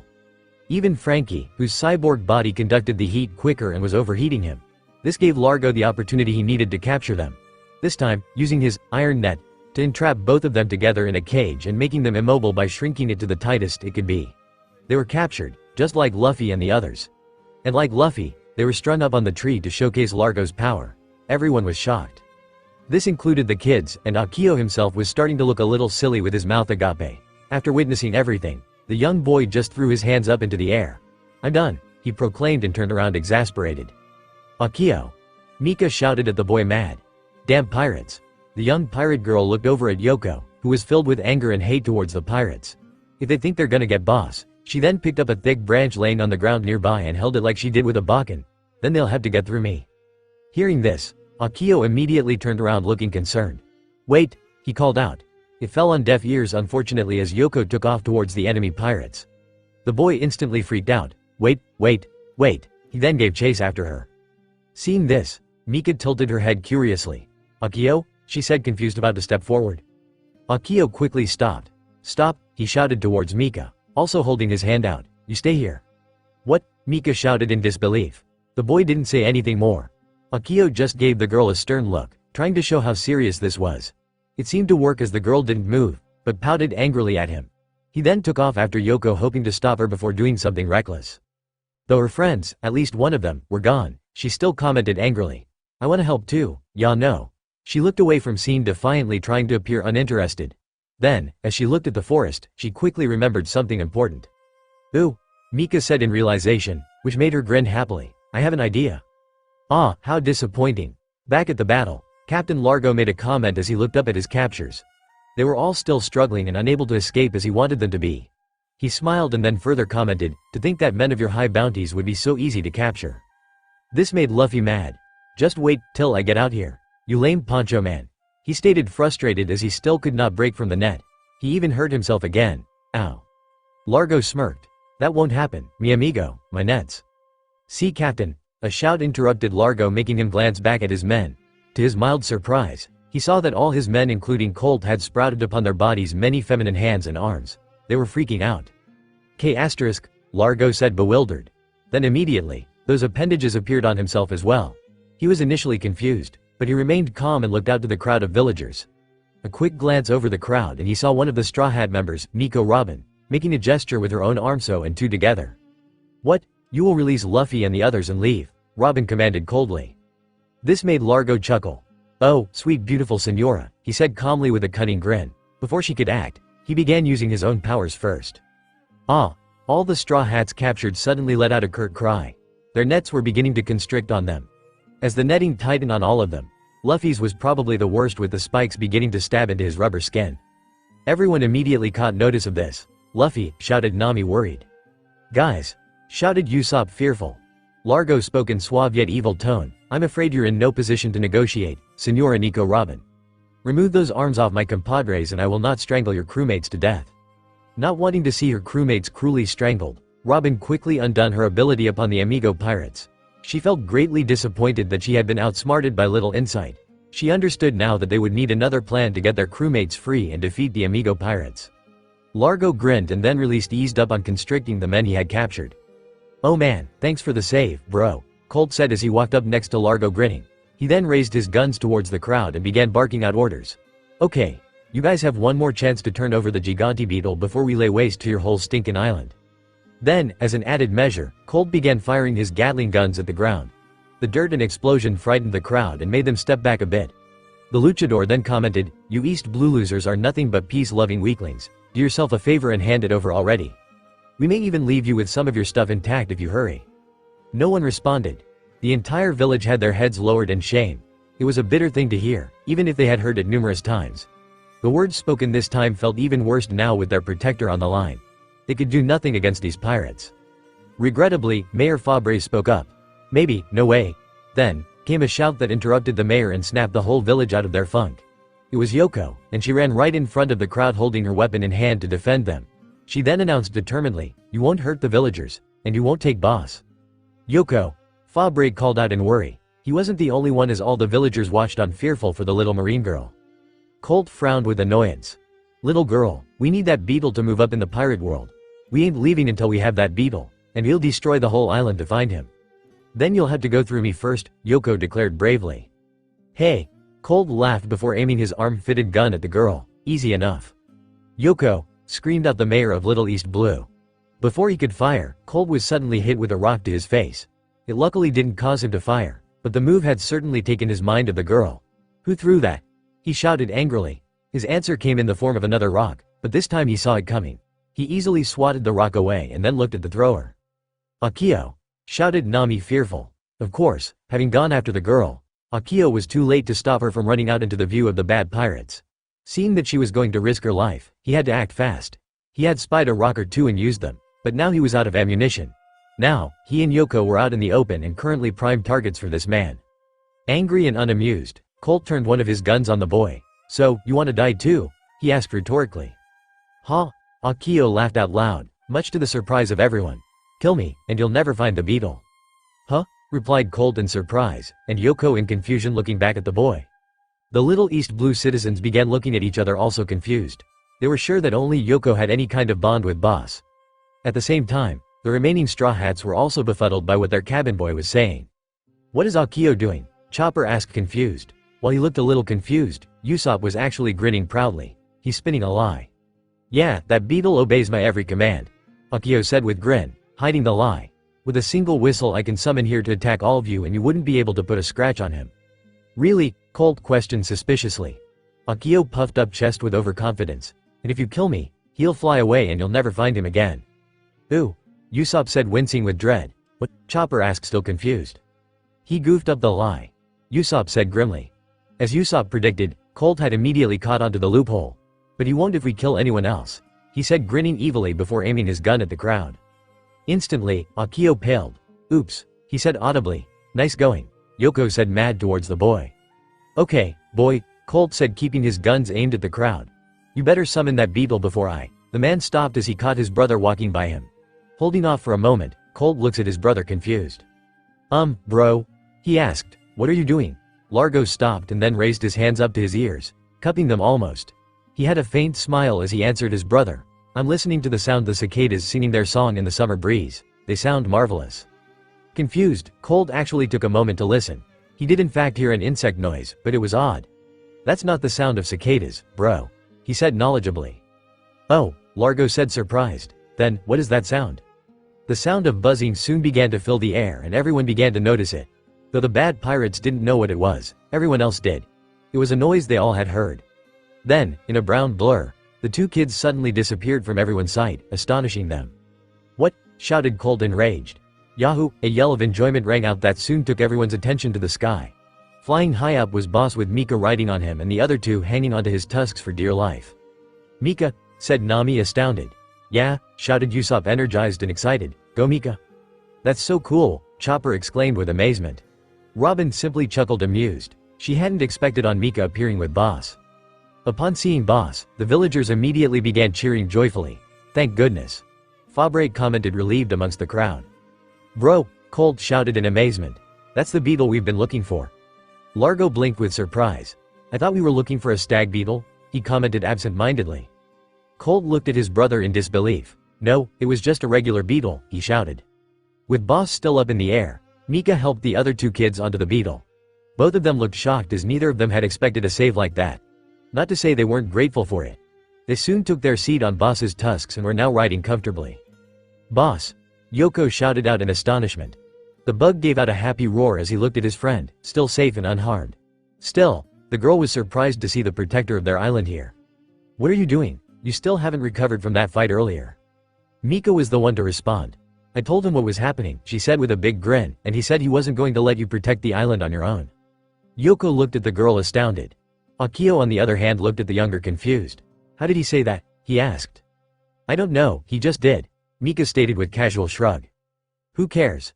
Yoko said before she looked back down towards the ground. Seeing that the pirates had yet to do anything, she knew they had to act fast. She quickly looked to Boss and spoke. "Boss, can you fight?" Boss gave out an invigorated roar, showing he could still fight. "Then let's fight," Yoko proclaimed, holding her weapon up in the air. "Yeah, IASTIC. Wait," Akio tried saying before it was too late. "Hold on." Akio screamed as the giant beetle dipped down and hurtled towards ground with the kids holding on tightly. Akio more so. Before reaching the ground, Boss pulled up and now charged straight at the bad pirates. Having watched them, Largo and Colt were immediately prepared for it. Colt quickly moved out of the way while his brother firmly stood his ground. Using his mucho sticky net technique again, Largo attempted to capture the beetle in one go by making it as large as possible. Fearlessly, Boss flew straight on and began to glow a hot red. As the sticky net nearly began to cover him, The beetle let out his hot energy in the form of fire that burned right through the netting. Shocked, Largo then quickly jumped aside, dodging the bug's charge. At the same time, Mika made a mocking expression towards the man before leaving his view. This of course immediately angered the pirate captain. Furthermore, Boss continued his charge right into the other Amigo pirate crew members, laying waste to them quickly. The beetle then took to the sky again. "Yahoo!" cheered out Mika excitedly. Yoko grinned as she too looked back at the damage that Boss had caused. She felt like they could still protect the island. "Good work," she told Boss while patting his head proudly. "Now, let's swoop back down and attack again." Curious, Akio looked back towards the pirates. He specifically took notice of the net quickly burning up thanks to Boss's attack. Instantly, he had a thought. I wonder if... Boom! Suddenly, Boss was hit and an explosion shook the bug and his riders. All the kids screamed out in terror as they had not expected an attack. The attack came from Colt, who had taken a chance while the big was distracted. His firepower was most impressive as it greatly affected Boss, who now began hurtling back down to the ground uncontrollably. All the kids were hanging on for dear life as they neared the ground. Thankfully, Boss was not completely out yet. Before they could crash, through his determination, he was able to lift himself up enough to lessen the crash for the kids. He smashed and crashed and skidded across the ground until finally stopping between the Amigo pirates and the crowd, his head facing towards the giant tree. The crash had also pulled up a lot of dust and smoke that covered much of Boss's body, and thus no one could see if the kids were all right. "Mika! Akio!" shouted the Straw Hats in horror. "Yoko, Boss!" shouted the citizens of Little East Blue, also scared. Colt smirked with accomplishment. "Hey, that wasn't so hard," he commented overconfidently. "Rawr!" from up in the tree, Luffy let out a loud growl and gave a fierce gaze down at the Amigo pirates, specifically Colt and Largo. As he struggled again to break the net, he shouted, "Once I get out of this stupid net, I'm going to kick your ass." "Try all you want, idiota," Largo said, smirking arrogantly. "You won't ever be able to break through it." "Hey, bro," Colt called out as he approached the bug. "Let's net this bug and get moving already." "Right," the older brother said as he began to walk up to the beetle. Meanwhile, everyone behind Boss was trying to spy the children, but none of them could find them. "Where are they?" Nami whispered worriedly. "I don't know," Usopp said as he pulled down one of his scopes. "I can't see them anywhere on, wait." "Huh?" said the group hopeful. Meanwhile, as Largo approached the bug on the other side, he began forming his netting with his hands about to catch the beetle within it. Before doing so though, he stopped as he saw three small figures within the smoke. "Ooh?" he said questioningly. "Ow. One of the figures stood up. The smoke and dust began to settle, revealing the speaker to be Mika. She looked okay, more or less, with only having a few scratches and her clothes dirtied. After brushing some dust off herself, she looked back at Boss. "Are you okay?" she asked, worried. Though he looked to be unconscious, Boss stirred upon hearing Mika's voice. He opened his eye and looked back at Mika. He gave out a low roar sounding concern for the little girl. Immediately, a flash of faint red glowed in Mika's eyes. "I'm alright," she replied back with a grin, revealing a missing tooth. Then, she heard someone approaching them, and she quickly turned to see Largo standing before her. Acting fast, she stood up and stretched her arms up, attempting to protect the bug. "Oh, Nina," he told her, frowning pityingly. "It's over. The beetle is ours." "Girl, no," Mika shouted defiantly. No longer attempting to reason with the girl, Largo prepared his net and cast it out towards the beetle and the girl. Mika stood her ground as she saw the net stretch out towards her and Boss. She was determined to fight back. Before the netting could capture them though, Yoko and Akio suddenly jumped in front of the net and were caught themselves. They both then fell to the ground, unable to properly land themselves. "K?" Largo said, confused. "Yoko, Akio?" Mika shouted out, surprised and worried.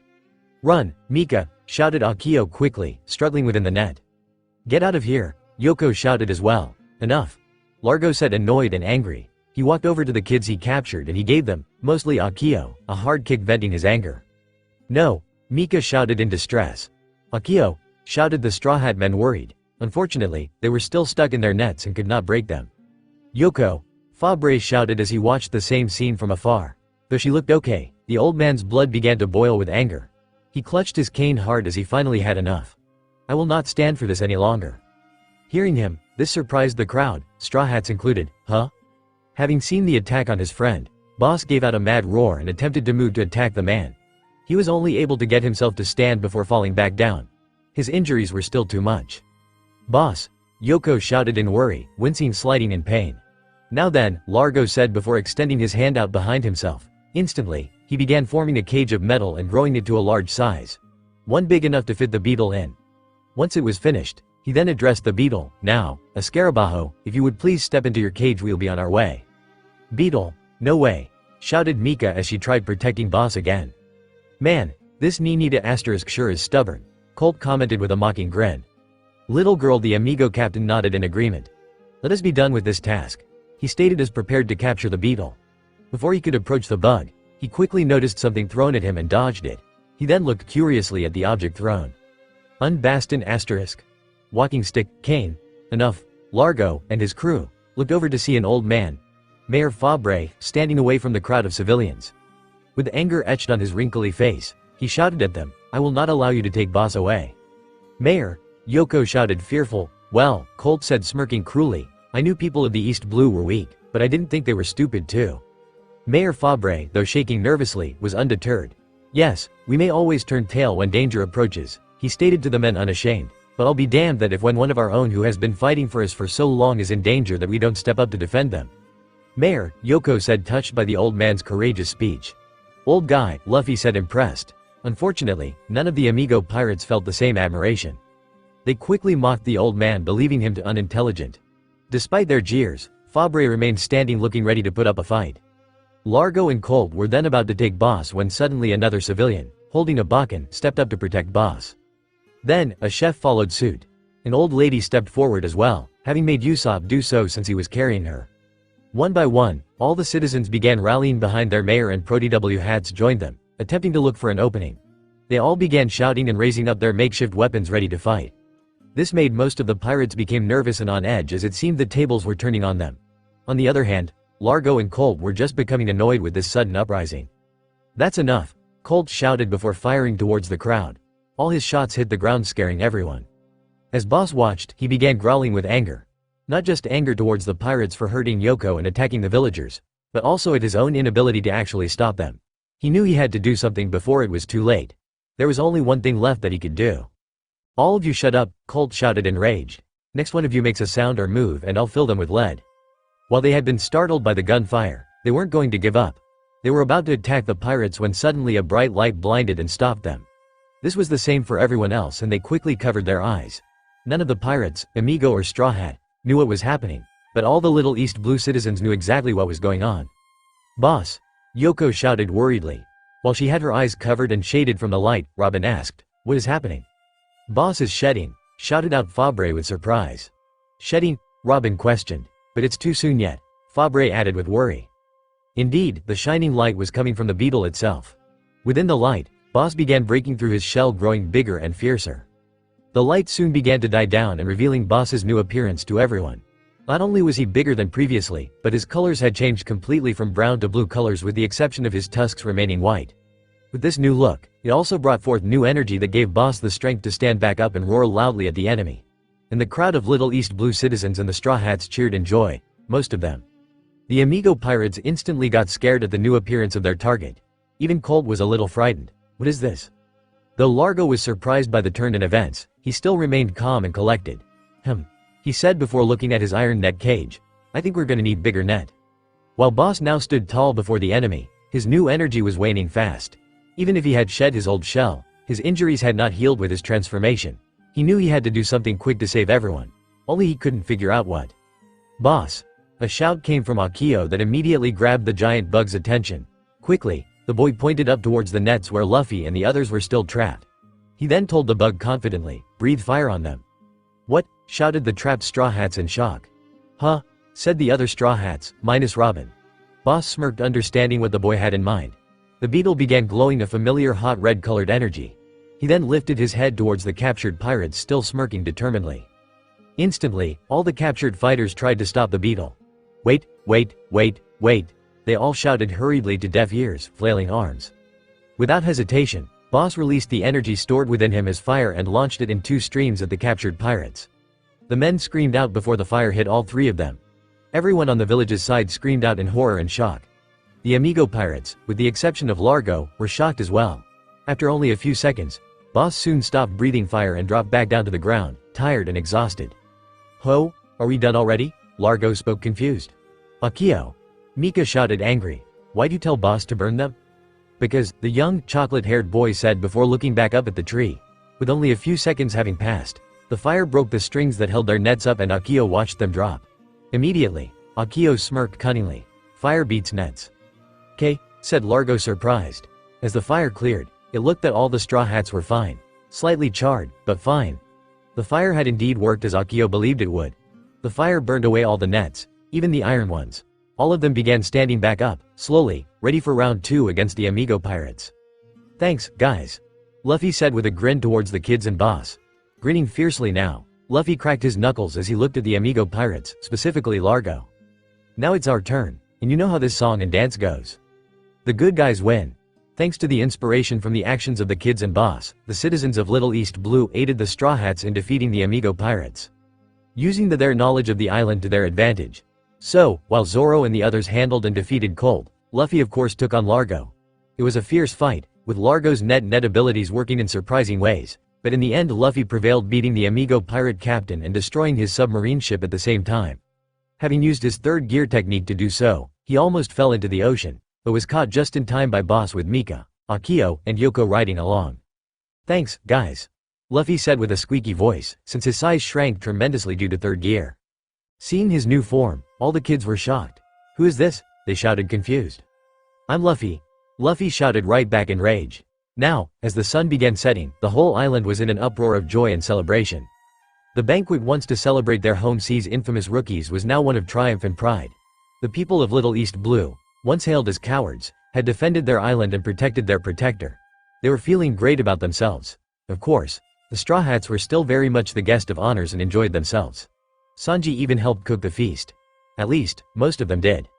"Mama," whined Mika madly. "I want to go play." "No way," Nami said stubbornly. She sat at one of the many tables set up with her arms crossed and frowning seriously. Her daughter was sitting next to her, also frowning. "Why not? You already lost a tooth. I am not going to let you get any more hurt than that." Mama, overhearing the conversation, Usopp looked up from eating. He smiled before speaking. "Come on, Nami, it was only a tooth." Nami quickly glared at Usopp enraged. "Maybe I should punch one of your teeth out then?" she shouted as she held up her fist threateningly. Usopp backed off instantly. Scary, he thought, afraid. Thankfully, Chopper was nearby. "Don't worry, Nami," the little doctor said, smiling cheerfully. "I checked her over. She is perfectly healthy, and there are even signs of a new tooth growing already." Robin, also sitting nearby, chuckled as she gave her 2 cents. "Girls do develop much quicker than boys as well. I'm sure she will be fine." The orange-haired mother looked towards her 2 intelligent crewmates. Despite her current overprotectiveness, she did hear them both out and relented. "Fine," Nami said begrudgingly. Plus, Frankie added with a grin, "Lil, sis looks super with her battle scar." "Battle scar?" Mika said surprised. "Yeah, you put up a real good fight today. I think that lost tooth of yours makes for a super battle scar." "Cool," Mika shouted excited. She then looked over at her father, eating his fill and then some, and tried to get his attention. Daddy, look, I have a battle scar now." Pausing between plates, Luffy heard his daughter and grinned cheerfully. "Awesome, Mika," he told the girl honestly. "Yay," Mika shouted cheerfully. She then looked over at Akio, grinning. "I have a battle scar, Akio, Yoko." "That's cool," Yoko said happily. She sat nearby next to Boss, who's still resting, both enjoying the party as well. Hearing her, Akio frowned. "Losing a tooth is not a battle scar," he stated grumpily. Then, he pointed to the large, swollen is more a scar than that. Finishing his mug, Zoro looked at Akio, grinning teasingly. "Stop complaining," he told the boy. "Accept your punishment like a man." "Ya no," Akio said, fuming and rubbing his bump. "If it weren't for me you all would be still trapped in those nets." Yeah, those that had been trapped said in a bored tone. "You all are jerks," Akio shouted in frustration. The whole group laughed, with the exception of Mika and Yoko, which only made the boy frown deeper. It was not out of mockery that they laughed, but rather just in the liveliness that Akio was showing. A few days ago, the boy was still rather submissive to everything. And now, he was arguing and raging against his crew much like they would any given day. It was exciting. Then, it was time for the Straw Hats to leave. The adventure never ends, and the group had their next destination awaiting them. Already some of the crew had traveled back, leaving only those of East Blue origins and the kids to be seen off by the villagers. They each had something of home and a person from it that they had bonded over with. "Hey, Yoko." Nami spoke to the girl in the marine garb. "Yeah?" Nami smiled and rubbed the girl's hat-covered hair. "Make Belmere proud," she said before leaving with the others. Yoko was confused at first, but she soon recalled what Mika and Akio told her. That was the woman that had been raised by her idol, a pirate. Still, she felt a sort of kinship with the woman, seeing how they both admired the same woman. And liked the same fruit, Mykins, if what the mayor had told her was true. So, she smiled and nodded proudly. "Yes, ma'am," she said before giving the woman a marine salute. Still smiling, beaming brighter now, Nami said nothing and walked onto the mini-Mary 4 along with the last of their group. All who was left was Luffy and the kids now. Luffy grinned as he looked to Boss, who sat nearby to see the pirates off. And he proclaimed to him, "Next time, we'll settle who the stronger one is." Boss roared enthusiastically. He couldn't wait to fight this man again. Keeping his grin, Luffy was about to walk onto the boat before he stopped. He looked back and then called out, "Come on, Mika, Akio, time to go." "See ya, Yoko," Mika said with her own cheerful grin. "Yeah, see ya," Akio said coolly with a smile. "Next time I see you," Yoko told the kids, grinning proudly, "I'll be a real marine, and then I'll definitely capture all of you." "No way," shouted both Mika and Akio confidently. All three kids then shared a laugh before Mika and Akio left to join the rest of their crew. Yoko, Boss, and all the villagers waved off the pirates as their ship left. A number of the Straw Hats, Mika and Akio included, waved back to the island. Their adventure on Little East Blue was over, with new friends made and many promises made. Another memory in the great adventure. However, little did they know that this was only the beginning of an even greater adventure. And they will need to be strong for this one, even stronger than before. So, what is the status of the Amigo pirates? Standing before a throne, a man looked down at his clipboard. "Well, sir, it would seem that they had failed in their task," he relayed to the man sitting on the throne. "What a shame," the Jamaican accented man said, sounding unconcerned. Despite being hidden by shadows, the man wore a big grin with a large cigar in his mouth. "But it does not matter. One bug won't hinder my plans at all." "And your 51st pirate captain, sir?" The large man suddenly stood up. "We have another applicant," he stated eagerly. He began walking, making a clanging noise with each step, as he walked past the meat man. Another applicant, sir?" questioned the man. "Yes," the large, Jamaican accented man said as he approached a transponder snail. It had a unique design, a black beard and black braids. The man then picked up the receiver and spoke into it. So, he spoke into the receiver, grinning. "There's an opening." "Great," a response came from the snail, copying the speaker's eager grin. "I can't wait to be a part of this plan of yours, Captain Shiki." Zihahahaha.